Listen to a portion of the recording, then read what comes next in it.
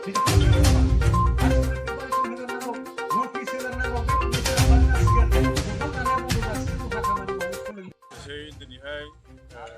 बे समाव जोंनि नैबे बलामजरा गामि आरो साखाथि ओनसोलनिफ्राय गुबुन गुबुन दोलोनि एबा जाथिनि राजनैतिक भाबै सक्रिय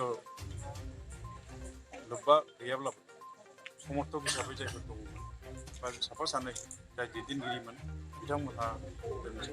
जोंनि बिटिआर राजनीति दोलोनि नीति आरो आदर्शखौ नोजोर बोनानै एबा बर्तमान पिपिएल सरकारा बिटिसिनि दैदेननायनि बेलायाव रायजो राजानि साननाय बायदि मावनो हायैखौ फोरमायनायजों लोगोसे दाख्रायनाय सुरै जोंखौ फोरमायनायजों लोगोसे बेवहाय जगदान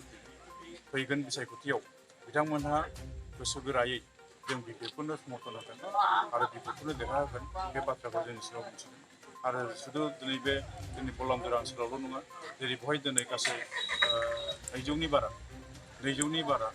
बिपिएल दोलोखौ मोजां मोननानै इउपिपिएल बिजेपिनि समर्थकफ्रा बेवहाय जोंखौ मदद होफैदों आरो बिथांमोनहा फोरमायदों जे सा ओनसोलाव बर'फोरनि गेजेराव अन्तत एबार इउपिपिएलनि समर्थक थागोन ना थाया बेखौ फोरमायदों बिथांमोननि मावनायनि जे हाबाफारि बे हाबाफारिखौ सोंखारिनानै बिथांमोनहा गावसोरनो दिनैहाय थैसों थामसों गावसोरनि ओनसोलाव बिपिएफखौ समर्थन होनो थाखाय गावसोर खावलायदों बे बाथ्राखौ फोरमायदों गतिके बे समाव गोजोननाय फोरमायनायजों लोगोसे बिथांमोननो दुर्गा फुजानि शुभेच्छा जासिनानै बिथांमोननि साननाय बायदियै उननि समफ्राव मावलांनो हागोन बेखौ मिजिंथिनानै आरोबाव बे फोथायनायखौ लायो जे एबार फैगोन जे बिसायख'थि 30 तारिखआव जानो अब्ला जे बिसायख'थि बेवहाय जोंनि बिपिएल आंखौ गायसननायाव आं देरहासार जानो हागोन बेखौ आं बिथांमोननि सिगाङाव रोखायै फोरमायदों। सारथिनिखौ लानानै केन्डिडेट हिसाबै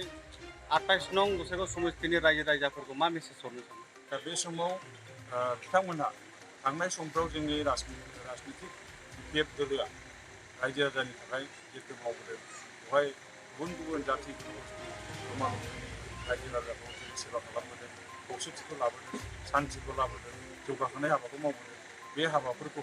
एबार सोलिबाय थानाय सरकारनि तुलनायाव रायजोफ्राबो जिहेतु गोजोननाय फोरमायाखै गतिके नैबे उफ्रा बिसायख'थियाव जोङो बिपिएफ दोलोनि नीति आदर्शखौ बेखौ नोजोर बोनानै गासिबो रायजो राजायानो जोंखौ